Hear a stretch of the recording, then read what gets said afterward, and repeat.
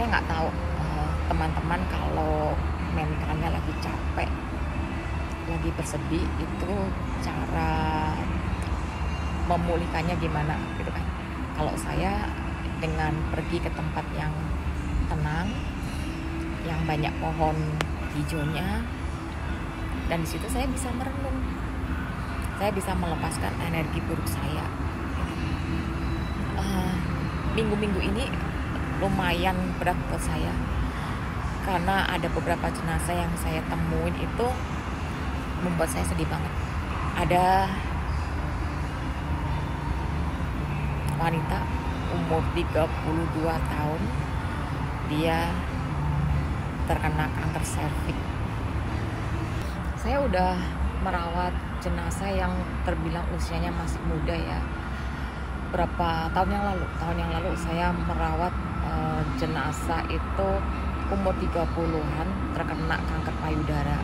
Kalau teman-teman masih ingat dan teman-teman rajin mengikuti Instagram saya, yang mamanya meninggal duluan, setelah itu anaknya ini yang terkena kanker payudara. Kemarin itu cewek usia 32 terkena kanker serviks. Dan yang membuat saya itu sedih itu perjalanan kisah hidupnya. Dia baru menikah setahun, terus baru setahun menikah dia terdiagnosa kanker serviks. Dan itu yang merenggut kondisi fisiknya itu sudah habis-habisan, berubah total gitu. Buat saya itu menikah baru 1 tahun itu kan masih ibaratnya masih harusnya dia masih bahagianya gitu kan. Tiba-tiba dia sakit, terus badannya tuh sampai habis.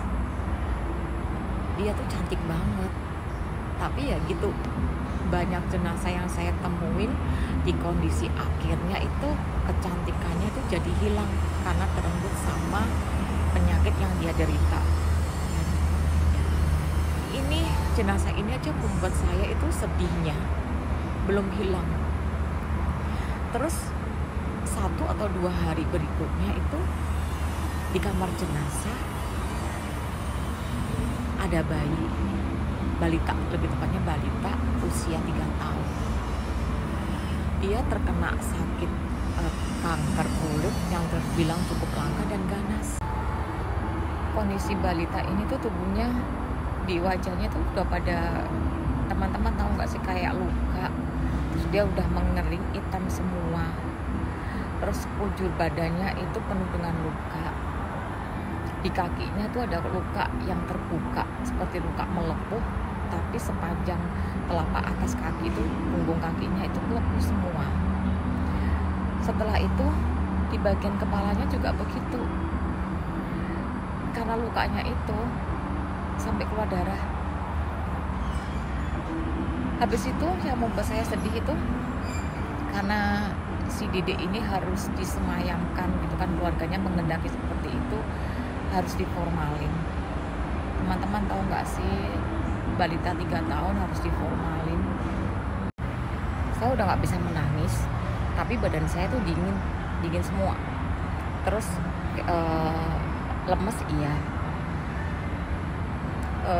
Itu setelah saya selesai merias yang dewasa, kondisinya juga tetap kayak seperti itu, dan saya berasa capek sekali gitu kan, capek banget. Pada saat saya nyetir pun pikiran saya tuh nggak tahu jauh kemana gitu loh. Jadi nggak yang bisa fokus sih iya, cuma kayak orang tuh udah, orang bahasa tuh Jawanya tuh telek-telek gitu loh. Nggak ini. Saya akhirnya telepon video call ke kakak saya kan, biar dia nemanin saya sepanjang saya menyetir gitu kan.